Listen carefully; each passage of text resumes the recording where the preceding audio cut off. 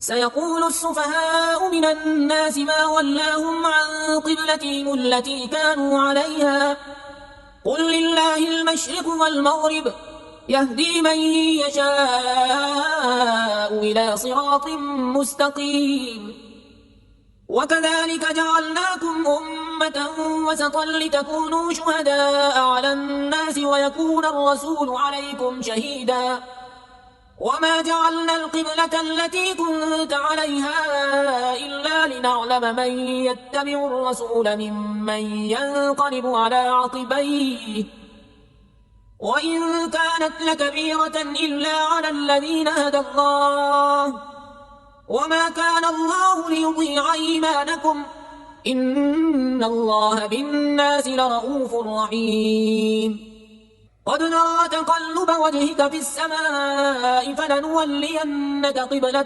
ترضاها فول وجهك شطر المسجد الحرام وحيث ما كنتم فولوا وجوهكم شطره وإن الذين أوتوا الكتاب ليعلمون أنه الحق من ربهم وما الله بغافل عما يعملون ولئن أتيت الذين أوتوا الكتاب بكل آية ما تبعوا قبلتك وما أنت بتابع قبلتهم وما بعضهم بتابع قبلة بعض ولئن اتبعت أهواءهم من بعد ما جاءك من العلم إنك إذا لمن الظالمين الذين آتيناهم الكتاب يعرفونه كما يعرفون أبناءهم وإن فريقا منهم ليكتمون الحق وهم يعلمون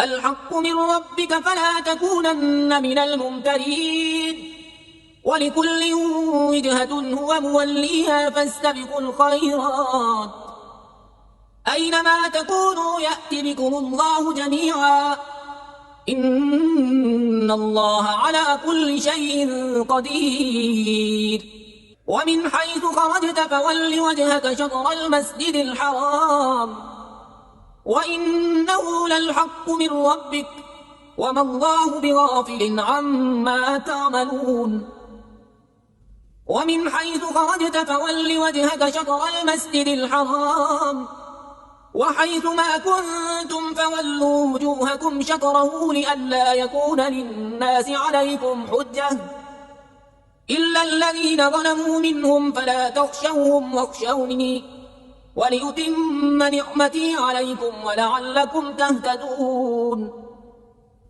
كما أرسلنا فيكم رسولا منكم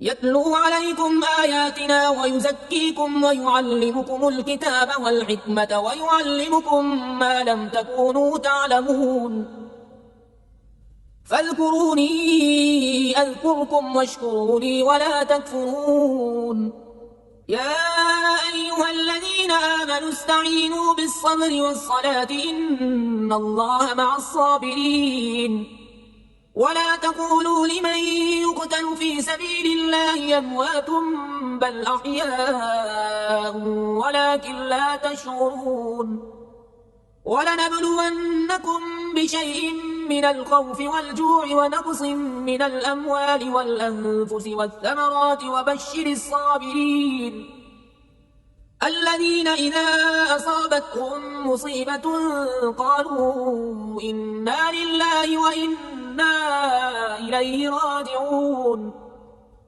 أولئك عليهم صلوات من ربهم ورحمة وأولئك هم المهتدون إن الصفا والمروة من شعائر الله فمن حج البيت أو اعتمر فلا جناح عليه أن يطوف بهما ومن تطوع خيرا فإن الله شاكر عليم إن الذين يكتمون ما أنزلنا من البينات والهدى من بعد ما بيناه للناس في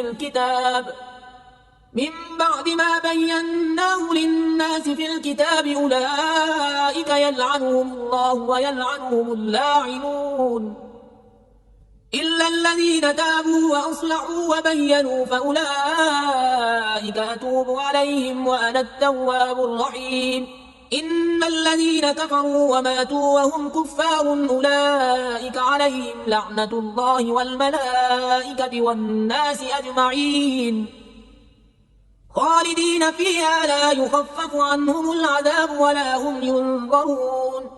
وإلهكم إله واحد لا إله إلا هو الرحمن الرحيم. إن في خلق السماوات والأرض واختلاف الليل والنهار والفلك التي تجري في البحر بما ينفع الناس وما أنزل الله من السماء من ماء فأحيا به الأرض بعد موتها وبث فيها من كل دابة وتصريف الرياح والسحاب المسخر بين السماء والأرض لآيات لقوم يعقلون. ومن الناس من يتخذ من دون الله أندادا يحبونهم كحب الله والذين آمنوا أشد حبا لله ولو يرى الذين ظلموا إذ يرون العذاب أن القوة لله جميعا وأن الله شديد العذاب. إذ تبرأ الذين اتبعوا من الذين اتبعوا ورأوا العذاب وتقطعت بهم الأسباب. وقال الذين اتبعوا لو أن لنا كرة فنتبرأ منهم كما تبرأوا منا كذلك يريهم الله أعمالهم حسرات عليهم وما هم بخارجين من النار. يا أيها الناس كلوا مما في الأرض حلالا طيبا ولا تتبعوا خطوات الشيطان إنه لكم عدو مبين. إنما يأمركم بالسوء والفحشاء وأن تقولوا على الله ما لا تعلمون. وإذا قيل لهم اتبعوا ما أنزل الله قالوا بل نتبع ما ألفينا عليه آباءنا أولو كان آباؤهم لا يعقلون شيئا ولا يهتدون. ومثل الذين كفروا كمثل الذي ينعق بما لا يسمع إلا دعاء ونداء صم بكم عمي فهم لا يعقلون. يا أيها الذين آمنوا كلوا من طيبات ما رزقناكم واشكروا لله إن كنتم إياه تعبدون. إنما حرم عليكم الميتة والدم ولحم الخنزير وما أهل به لغير الله فمن اضطر غير باغ ولا عاد فلا إثم عليه إن الله غفور رحيم. إن الذين يكتمون ما أنزل الله من الكتاب ويشترون به ثمنا قليلا أولئك ما يأكلون في بطونهم إلا النار ولا يكلمهم الله يوم القيامة ولا يزكيهم ولهم عذاب أليم. أولئك الذين اشتروا الضلالة بالهدى والعذاب بالمغفرة فما أصبرهم على النار ذلك بأن الله نزل الكتاب بالحق وإن الذين اختلفوا في الكتاب لفي شقاق بعيد. ليس البر أن تولوا وجوهكم قبل المشرق والمغرب ولكن البر من آمن بالله واليوم الآخر والملائكة والكتاب والنبيين وآتى المال على حبه ذوي القربى واليتامى والمساكين وابن السبيل والسائلين وفي الرقاب وأقام الصلاة وآتى الزكاة والموفون بعهدهم إذا عاهدوا والصابرين في البأساء والضراء وحين البأس أولئك الذين صدقوا وأولئك هم المتقون. يا أيها الذين آمنوا كتب عليكم القصاص في القتلى الحر بالحر والعبد بالعبد والأنثى بالأنثى فمن عفي له من أخيه شيء فاتباع بالمعروف وأداء إليه بإحسان ذلك تخفيف من ربكم ورحمة فمن اعتدى بعد ذلك فله عذاب أليم. ولكم في القصاص حياة يا أولي الألباب لعلكم تتقون. كتب عليكم إذا حضر أحدكم الموت إن ترك خيرا الوصية للوالدين والأقربين بالمعروف حقا على المتقين. فمن بدله بعدما سمعه فإنما إثمه على الذين يبدلونه إن الله سميع عليم. فمن خاف من موص جنفا أو إثما فأصلح بينهم فلا إثم عليه إن الله غفور رحيم. يا أيها الذين آمنوا كتب عليكم الصيام كما كتب على الذين من قبلكم لعلكم تتقون. أياما معدودات فمن كان منكم مريضا أو على سفر فعدة من أيام أخر وعلى الذين يطيقونه فدية طعام مسكين فمن تطوع خيرا فهو خير له وأن تصوموا خير لكم إن كنتم تعلمون. شهر رمضان الذي أنزل فيه القرآن هدى للناس وبينات من الهدى والفرقان فمن شهد منكم الشهر فليصم ومن كان مريضا أو على سفر فعدة من أيام أخر يريد الله بكم اليسر ولا يريد بكم العسر ولتكملوا العدة ولتكبروا الله على ما هداكم ولعلكم تشكرون. وإذا سألك عبادي عني فإني قريب أجيب دعوة الداعي إذا دعاني فليستجيبوا لي وليؤمنوا بي لعلهم يرشدون.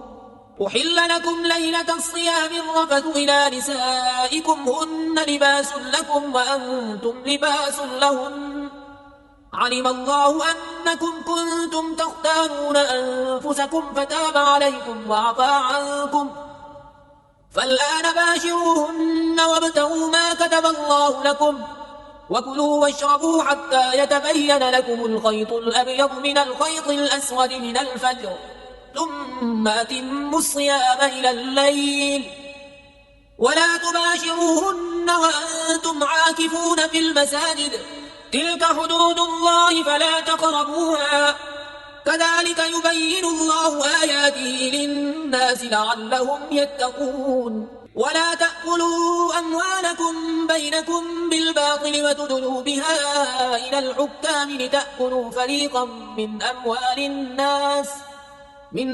الناس بالإثم وأنتم تعلمون.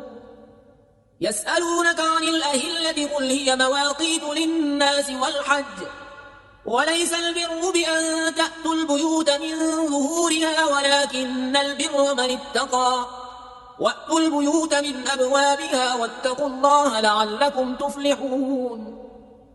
وقاتلوا في سبيل الله الذين يقاتلونكم ولا تعتدوا إن الله لا يحب المعتدين. واقتلوهم حيث ثقفتموهم وأخرجوهم من حيث أخرجوكم والفتنة أشد من القتل ولا تقاتلوهم عند المسجد الحرام حتى يقاتلوكم فيه فإن قاتلوكم فاقتلوهم كذلك جزاء الكافرين. فإن انتهوا فإن الله غفور رحيم. وقاتلوهم حتى لا تكون فتنة ويكون الدين لله فإن انتهوا فلا عدوان إلا على الظالمين. الشهر الحرام بالشهر الحرام والحرمات قصاص فمن اعتدى عليكم فاعتدوا عليه بمثل ما اعتدى عليكم واتقوا الله واعلموا أن الله مع المتقين. وأنفقوا في سبيل الله ولا تلقوا بأيديكم إلى التهلكة وأحسنوا إن الله يحب المحسنين. وأتموا الحج والعمرة لله فإن أحصرتم فما استيسر من الهدي ولا تحلقوا رؤوسكم حتى يبلغ الهدي محله فمن كان منكم مريضا أو به أذى من رأسه ففدية من صيام أو صدقة أو نسك فإذا أمنتم فمن تمتع بالعمرة إلى الحج فما استيسر من الهدي فمن لم يجد فصيام 3 أيام في الحج و7 إذا رجعتم تلك 10 كاملة ذلك لمن لم يكن أهله حاضر المسجد الحرام واتقوا الله واعلموا أن الله شديد العقاب.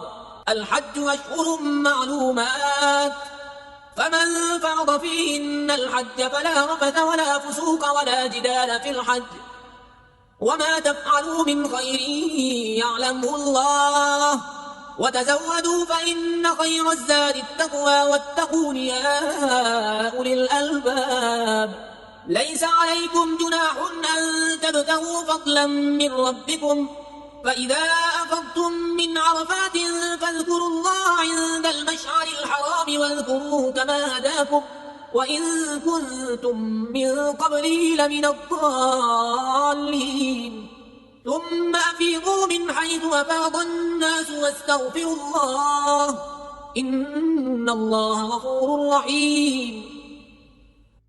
فإذا قضيتم مناسككم فاذكروا الله كذكركم آباءكم أو أشد ذكرا فمن الناس من يقول ربنا آتنا في الدنيا وما له في الآخرة من خلاق ومنهم من يقول ربنا آتنا في الدنيا حسنة وفي الآخرة حسنة وقنا عذاب النار أولئك لهم نصيب مما كسبوا والله سريع الحساب. واذكروا الله في أيام معدودات فمن تعجل في يومين فلا إثم عليه ومن تأخر فلا إثم عليه لمن اتقى واتقوا الله واعلموا أنكم إليه تحشرون. ومن الناس من يعجبك قوله في الحياة الدنيا ويشهد الله على ما في قلبه وهو ألد الخصام وإذا تولى سعى في الأرض ليفسد فيها ويهلك الحرث والنسل والله لا يحب الفساد. وإذا قيل له اتق الله أخذته العزة بالإثم فحسبه جهنم ولبئس المهاد. ومن الناس من يشري نفسه ابتغاء مرضات الله والله رؤوف بالعباد. يا أيها الذين آمنوا ادخلوا في السلم كافة ولا تتبعوا خطوات الشيطان إنه لكم عدو مبين. فإن زللتم من بعد ما جاءتكم البينات فاعلموا أن الله عزيز حكيم. هل ينظرون إلا أن يأتيهم الله في ظلل من الغمام والملائكة وقضي الأمر وإلى الله ترجع الأمور. سل بني إسرائيل كم آتيناهم من آية بينة ومن يبدل نعمة الله من بعد ما جاءته فإن الله شديد العقاب. زين للذين كفروا الحياة الدنيا ويسخرون من الذين آمنوا والذين اتقوا فوقهم يوم القيامة والله يرزق من يشاء بغير حساب. كان الناس أمة واحدة فبعث الله النبيين مبشرين ومنذرين وأنزل معهم الكتاب بالحق ليحكم بين الناس فيما اختلفوا فيه وما اختلف فيه إلا الذين أوتوه من بعد ما جاءتهم البينات بغيا بينهم فهدى الله الذين آمنوا لما اختلفوا فيه من الحق بإذنه والله يهدي من يشاء إلى صراط مستقيم. أم حسبتم أن تدخلوا الجنة ولما يأتكم مثل الذين خلوا من قبلكم مستهم البأساء والضراء وزلزلوا حتى يقول الرسول والذين آمنوا معه متى نصر الله ألا إن نصر الله قريب. يسألونك ماذا ينفقون قل ما أنفقتم من خير فللوالدين والأقربين واليتامى والمساكين وابن السبيل وما تفعلوا من خير فإن الله به عليم. كتب عليكم القتال وهو كره لكم، وعسى أن تكرهوا شيئا وهو خير لكم، وعسى أن تحبوا شيئا وهو شر لكم، والله يعلم وأنتم لا تعلمون. يسألونك عن الشهر الحرام قتال فيه، قل قتال فيه كبير، وصد عن سبيل الله وكفر به والمسجد الحرام وإخراج أهله منه أكبر عند الله، والفتنة أكبر من القتل، ولا يزالون يقاتلونكم حتى يردوكم عن دينكم إن استطاعوا، ومن يرتد منكم عن دينه فيمت وهو كافر فأولئك حبطت أعمالهم في الدنيا والآخرة، وأولئك أصحاب النار هم فيها خالدون.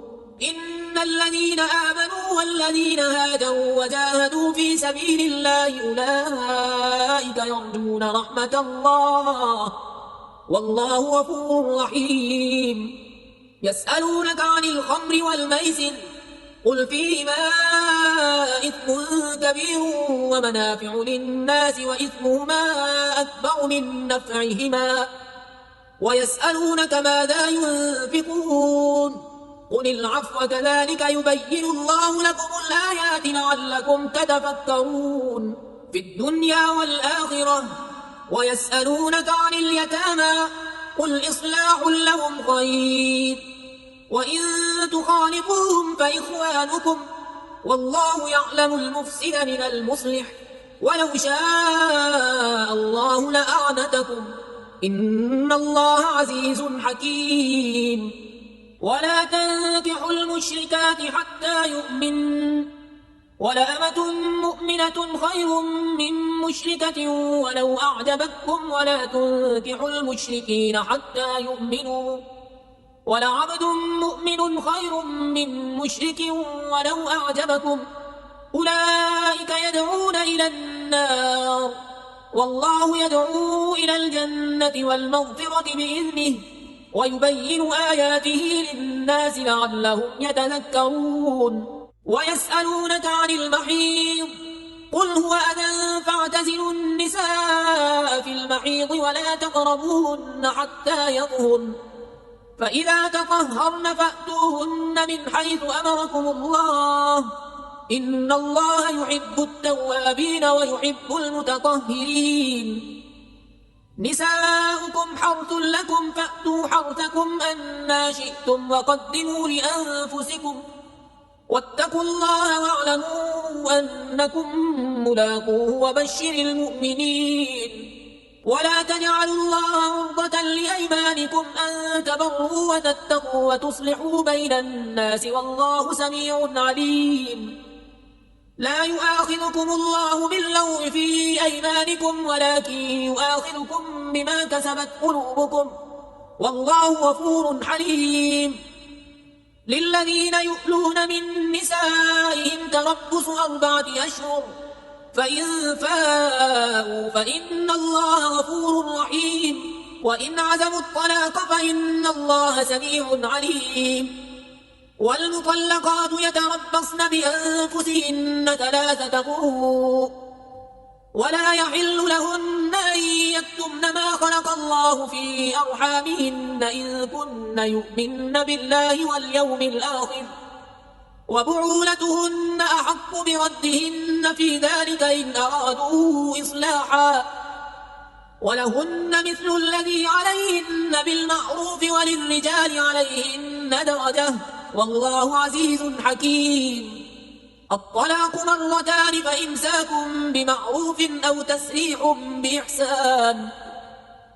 ولا يحل لكم أن تأخذوا مما آتيتموهن شيئا إلا أن يخافا أن لا يقيما حدود الله، فإن خفتم ألا يقيما حدود الله فلا جناح عليهما فيما افتدت به، تلك حدود الله فلا تعتدوها، ومن يتعد حدود الله فأولئك هم الظالمون.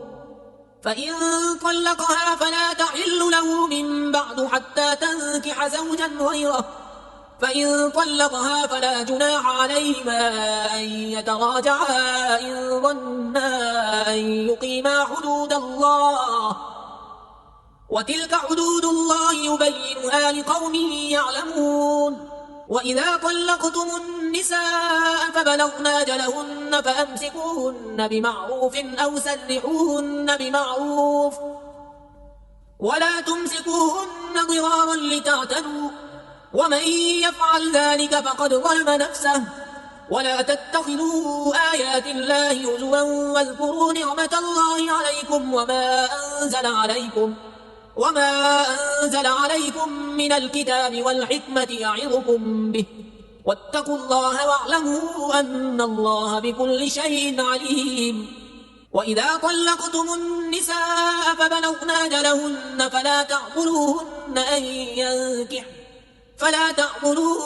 أن ينكحن أزواجهن إذا تراضوا بينهم بالمعروف، ذلك يوعظ به من كان منكم يؤمن بالله واليوم الآخر، ذلكم أزكى لكم وأطهر والله يعلم وأنتم لا تعلمون. والوالدات يرضعن أولادهن حولين كاملين لمن أراد أن يتم الرضاعة، وعلى المولود له رزقهن وكسوتهن بالمعروف، لا تكلف نفس إلا وسعها، لا تضار والدة بولدها ولا مولود له بولده، وعلى الوارث مثل ذلك، فإن أرادا فصالا عن تراض منهما وتشاور فلا جناح عليهما. وإن أردتم أن تسترضعوا أولادكم فلا جناح عليكم إذا سلمتم ما آتيتم بالمعروف، واتقوا الله واعلموا أن الله بما تعملون بصير. والذين يتوفون منكم ويذرون أزواجا يتربصن بأنفسهن 4 أشهر وعشرا، فإذا بلغن أجلهن فلا جناح عليكم فيما فعلن في أنفسهن بالمعروف، والله بما تعملون خبير. ولا جناح عليكم فيما عرضتم به من خطبة النساء أو أكننتم في أنفسكم، علم الله أنكم ستذكرونهن ولكن لا تواعدوهن سرا إلا أن تقولوا قولا معروفا، ولا تعزموا عقدة النكاح حتى يبلغ الكتاب أجله، واعلموا أن الله يعلم ما في أنفسكم فاحذروه، واعلموا أن الله غفور حليم.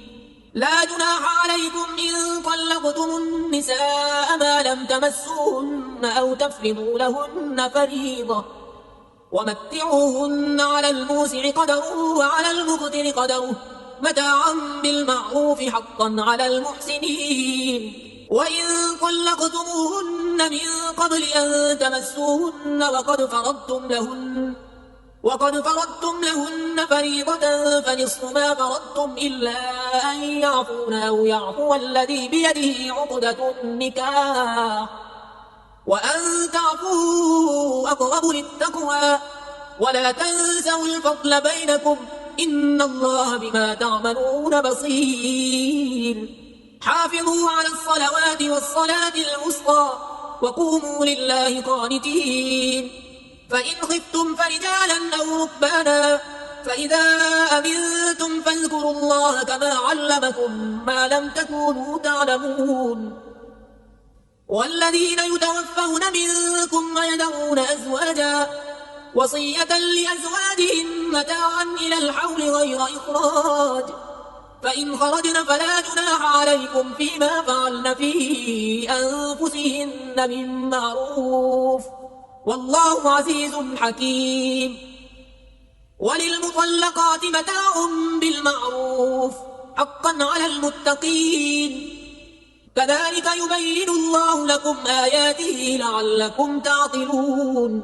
ألم تر إلى الذين خرجوا من ديارهم وهم ألوف حذر الموت فقال لهم الله موتوا ثم أحياهم إن الله لذو فضل على الناس ولكن أكثر الناس لا يشكرون وقاتلوا في سبيل الله واعلموا أن الله سميع عليم من ذا الذي يقرض الله قرضا حسنا فيضاعفه له أضعافا كثيرة والله يقبض ويبسط وإليه ترجعون ألم تر إلى الملأ من بني إسرائيل من بعد موسى إذ قالوا لنبي له ابعث لنا ملكا نقاتل في سبيل الله قال هل عسيتم إن كتب عليكم القتال ألا تقاتلوا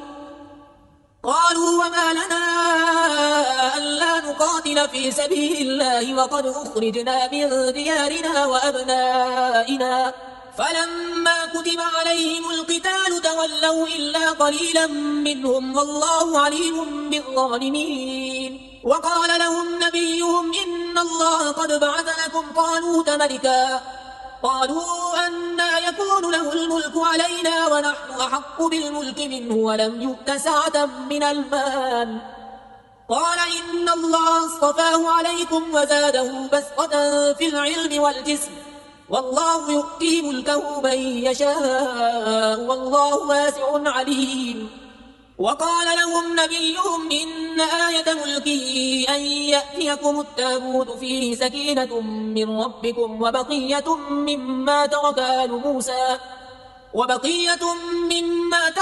موسى وآل هارون تحمله الملائكة إن في ذلك لآية لكم إن كنتم مؤمنين فلما فصل طالوت بالجنود قال إن الله مبتليكم بنهر فمن شرب منه فليس مني ومن لم يطعمه فإنه مني إلا من اغترف غرفة بيده فشربوا منه إلا قليلا منهم فلما جاوزه هو والذين آمنوا معه قالوا لا طاقة لنا اليوم بجالوت وجنوده قال الذين يظنون أنهم ملاقو الله كم من فئة قليلة غلبت فئة كثيرة بإذن الله والله مع الصابرين ولما برزوا لجالوت وجنوده قالوا ربنا أفرغ علينا صبرا وثبت أقدامنا وانصرنا على القوم الكافرين فهزموهم بإذن الله وقتل داود جالوت وآتاه الله الملك والحكمة وعلمه مما يشاء ولولا دفع الله الناس بعضهم ببعض لفسدت الأرض ولكن الله ذو فضل على العالمين تلك آيات الله نتلوها عليك بالحق وإنك لمن المرسلين